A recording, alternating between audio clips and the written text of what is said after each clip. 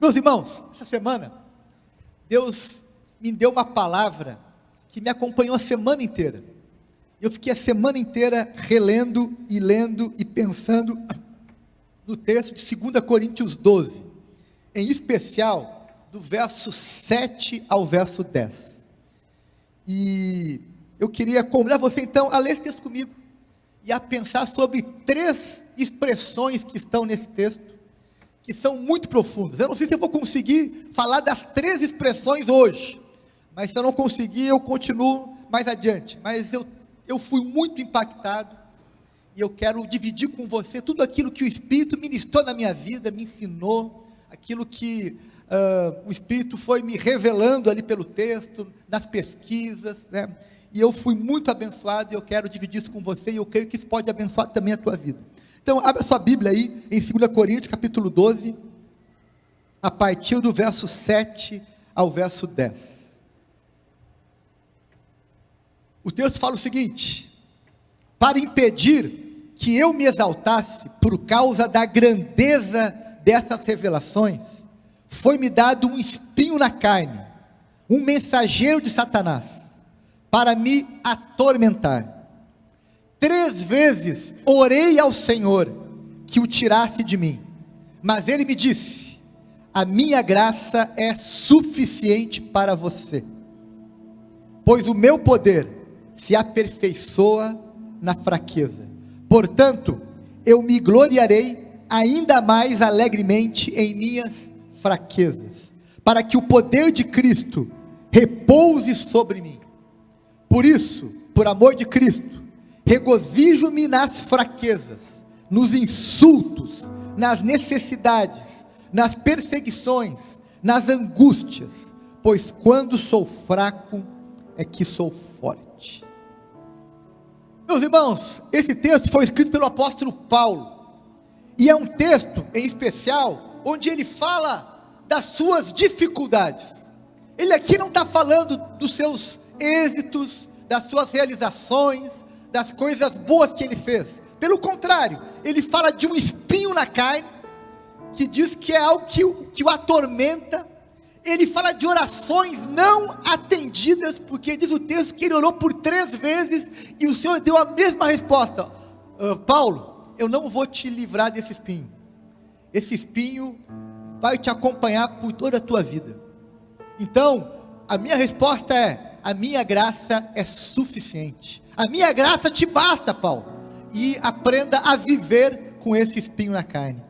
E mais, e ele fala das suas fraquezas, porque ele diz: olha, eu tenho aprendido a me alegrar nas minhas fraquezas. E ele fala que ele é insultado, que ele sofre perseguições, mas que ele aprendeu a encontrar satisfação, mesmo nas suas dificuldades. Ou seja, o grande apóstolo Paulo está falando dos seus momentos difíceis.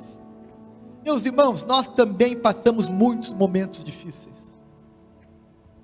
É muito provável que você também carregue consigo alguns espinhos na carne.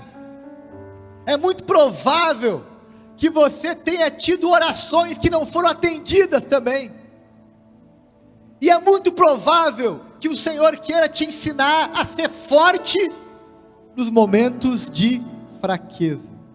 E aqui, meus irmãos, eu tenho algumas reflexões para dividir com você. Primeira delas, a vida do apóstolo Paulo, assim como a minha e a sua, ela é feita de vitórias e derrotas, de dias bons e dias maus, de alegrias e de tristezas. Ninguém está sempre feliz, ninguém está sempre sorrindo, como também ninguém está sempre sofrendo e chorando. Por mais difíceis que sejam os dias, nós temos que aprender a encontrar satisfação e alegria para poder seguir em frente. Uma outra verdade que o apóstolo Paulo também nos ensina é que o espinho na carne, que ele fala que o acompanhava, tinha um propósito. O espinho na carne, o texto diz claramente que tinha o propósito de mantê-lo humilde. O apóstolo Paulo diz: olha, eu tive uma visão do terceiro céu. Eu nem quero falar sobre isso hoje, que seria um assunto bem complexo, né? O que é o terceiro céu? Mas ele teve visões, ele teve um encontro com Jesus sobrenatural, ele fez milagres, ele viu muitas coisas, e ele diz o seguinte: olha, eu vivi tantas coisas especiais, que Deus colocou um contrapeso, e o meu contrapeso é um espinho na carne. Ou seja, eu tenho algo que me mantém humilde, eu tenho algo que revela o quanto eu sou fraco e frágil, eu tenho algo que por vezes me deixa desanimado, me deixa triste, me deixa frustrado, mas eu tenho que aprender a viver com isso. E esse princípio de manter humilde é algo muito importante, que a Bíblia por muitas vezes fala algo a respeito disso. Por exemplo, em Romanos 12, verso 3, o apóstolo Paulo escreve: ninguém tenha de si mesmo um conceito mais elevado do que deve ter.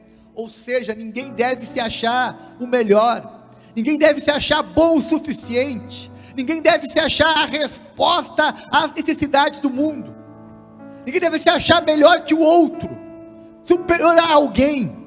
Então não tenha, um conceito elevado demais a seu respeito.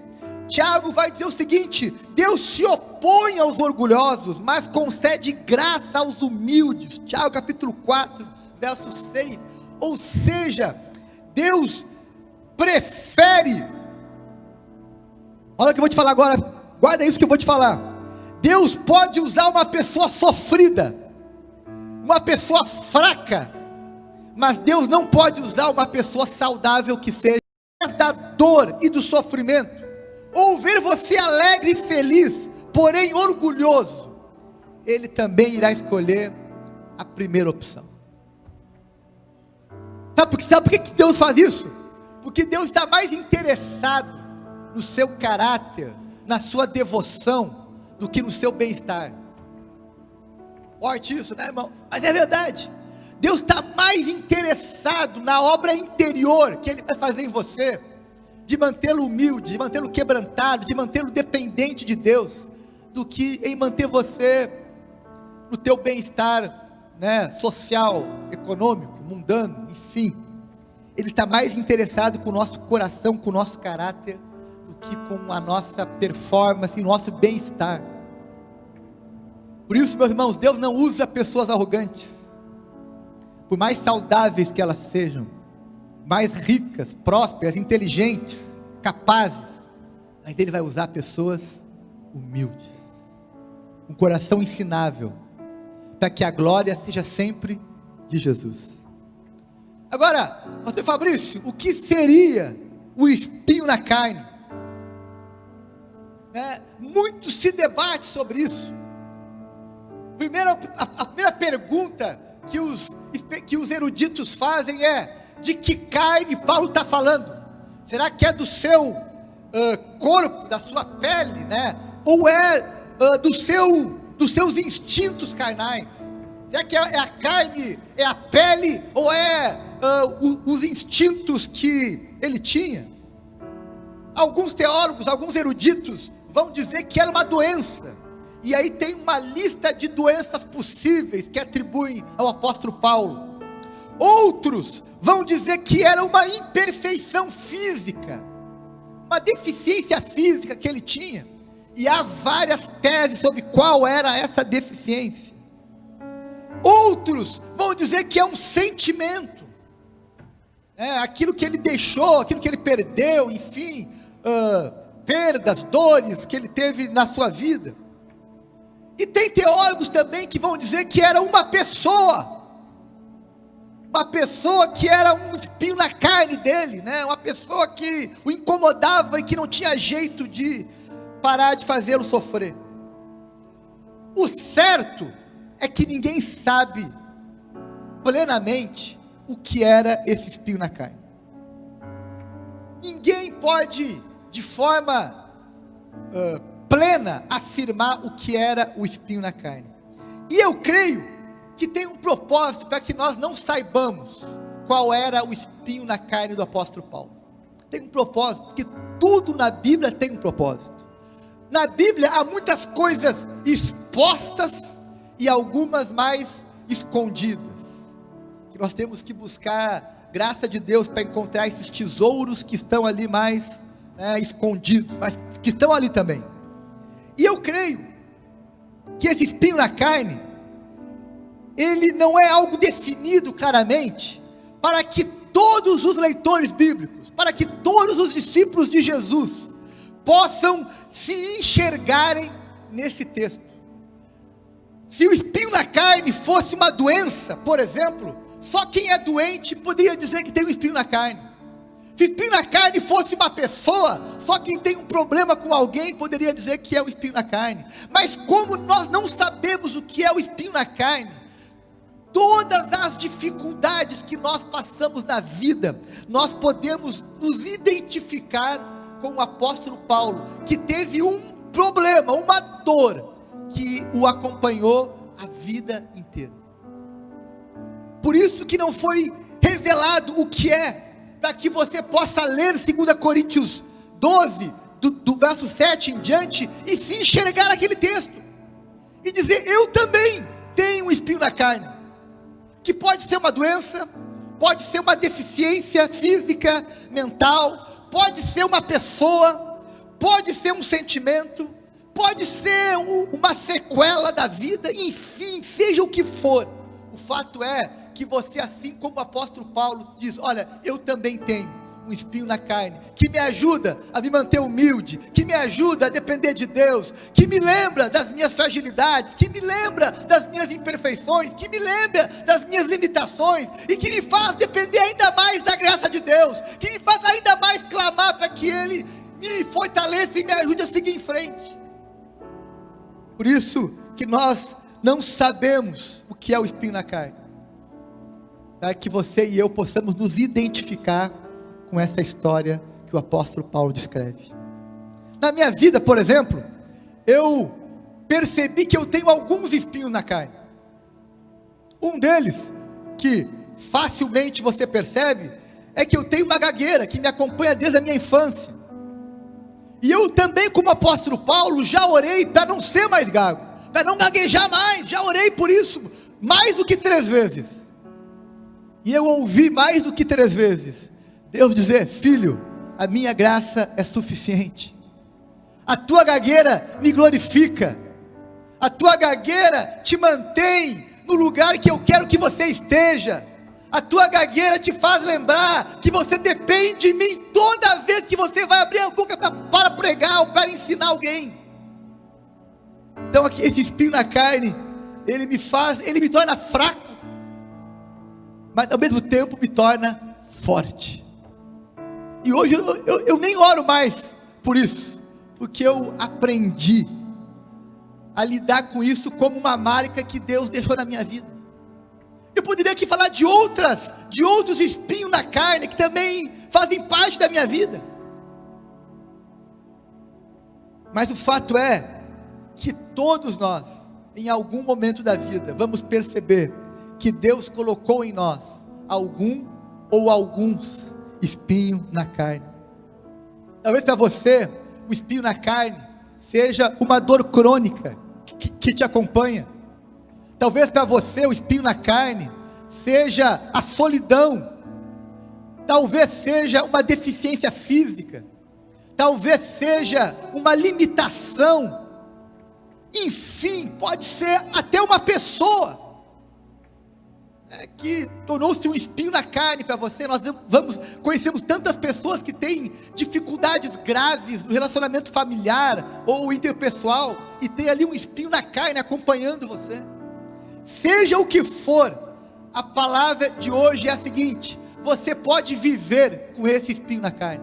Ele não te torna pior, ele não te desvaloriza, ele não te envergonha, ele não é um motivo de desonra, ele é um sinal de que Deus tem trabalhado para mantê-lo de uma forma quebrantada, humilde, dependendo do Senhor. E a resposta que Deus dá, eu já falei aqui algumas vezes, o pastor Fabrício também já pregou sobre isso, que as respostas de Deus são diferentes. Às vezes você ora e Deus diz sim, amém, vai ser assim, e acontece. Às vezes Deus diz não, às vezes Deus diz espera, e agora eu também percebi que Deus pode dar uma quarta resposta.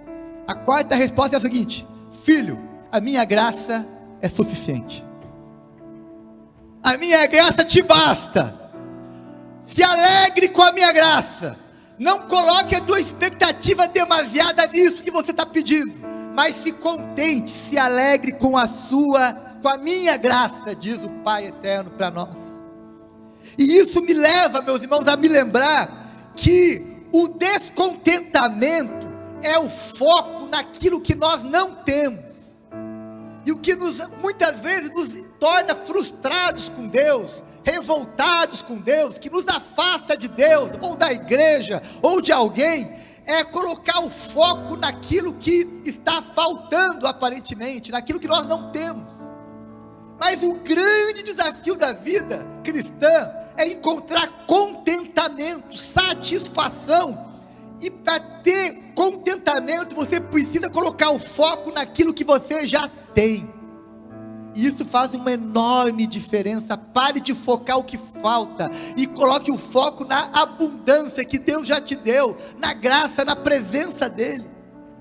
O apóstolo Paulo escreveu aos Filipenses uma lição importante. Esse apóstolo Paulo, que tinha um espinho na carne, que foi perseguido, que foi preso injustamente, que sofreu muitas dificuldades na vida, olha só o que ele escreve: sei o que é passar necessidade, e sei o que é ter fartura. E aqui está o segredo do verso: aprendi o segredo de viver contente em toda e qualquer situação, seja bem alimentado, seja com fome, tendo muito ou passando necessidade. Eu aprendi a estar contente em toda situação. Meus irmãos, a minha oração é que você aprenda.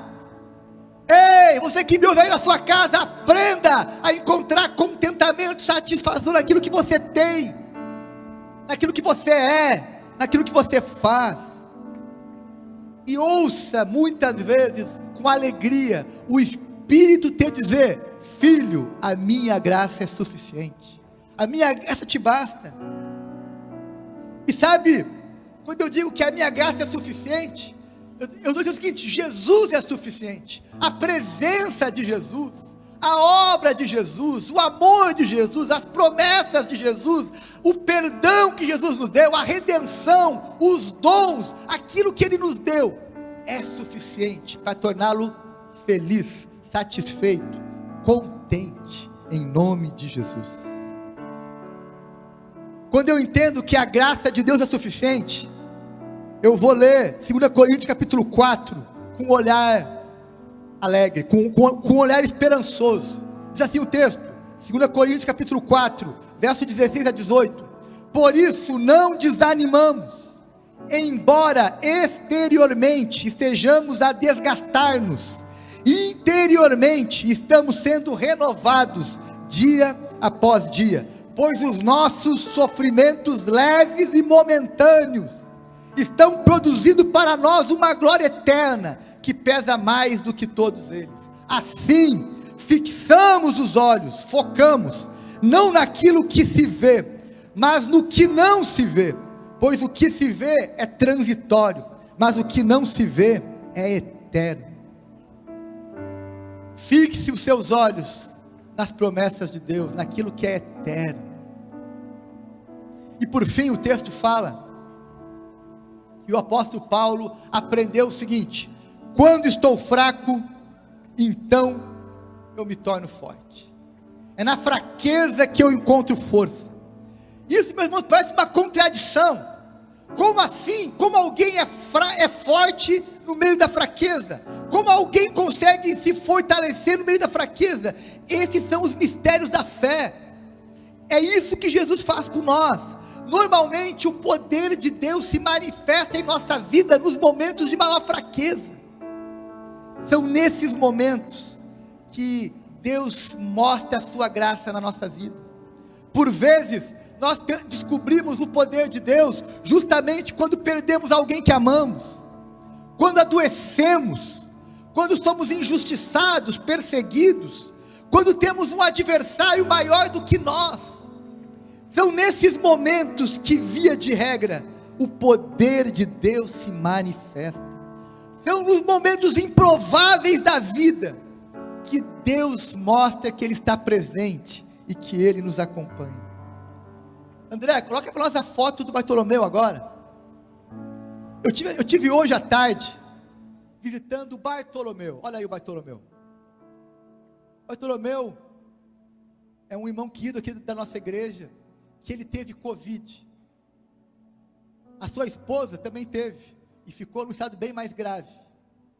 Mas ele disse que a Covid causou nele, ele não teve problema de falta de ar, não precisou ir para o oxigênio, mas ele teve um efeito colateral bem grave, que ele ficou sem enxergar por 5 dias.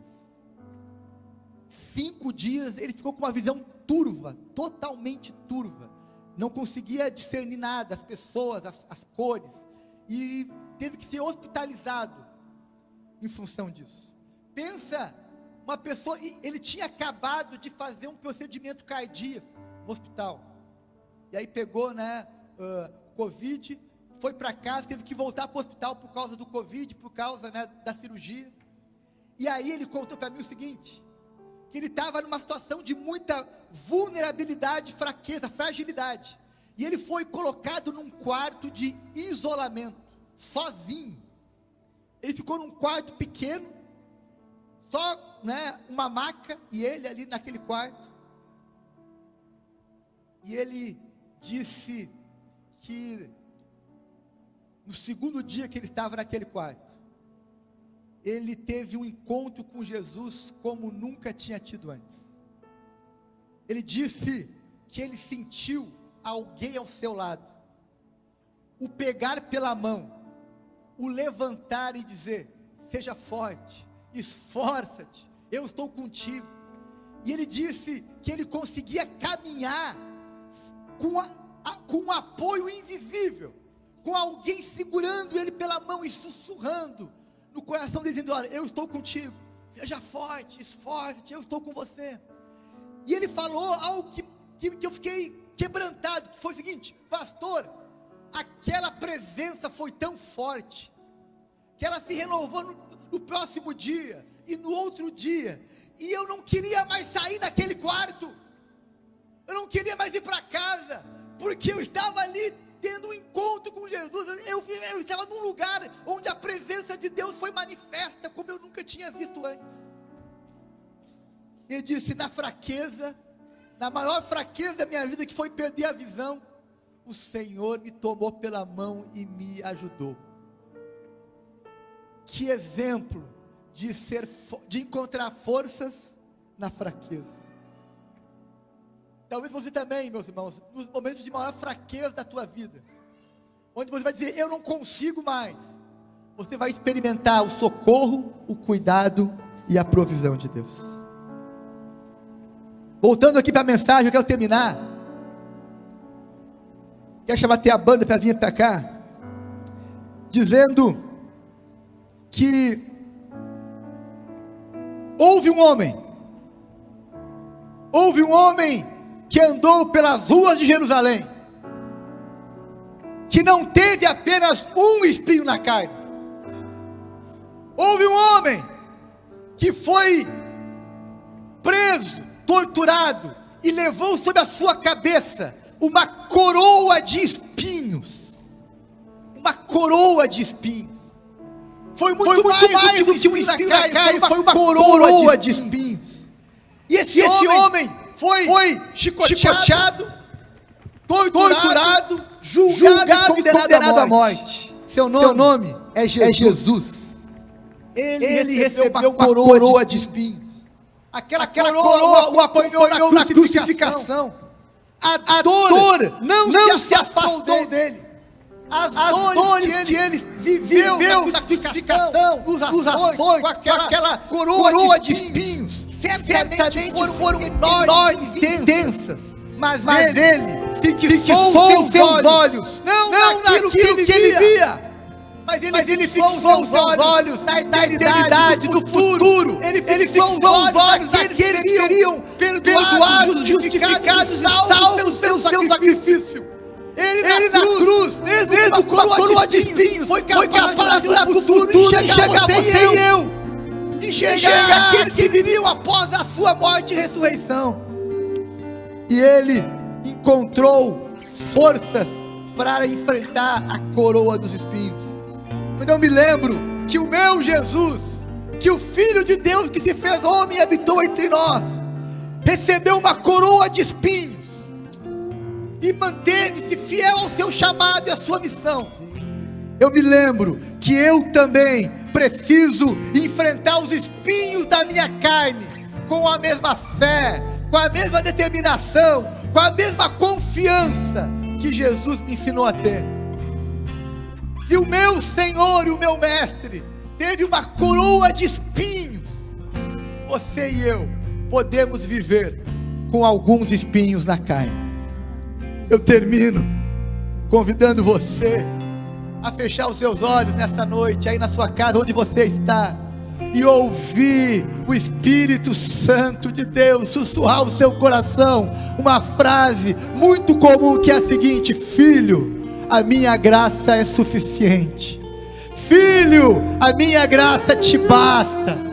Filho, o meu poder se aperfeiçoa na tua fraqueza. Filho, os teus espinhos vão te manter dependendo de mim. Os teus espinhos vão te manter ligado a mim. Por isso viva confiando na minha graça, andando por fé e olhando aquilo que os olhos naturais não são capazes de enxergar. Em nome de Jesus, que assim seja na tua vida, para a glória de Jesus.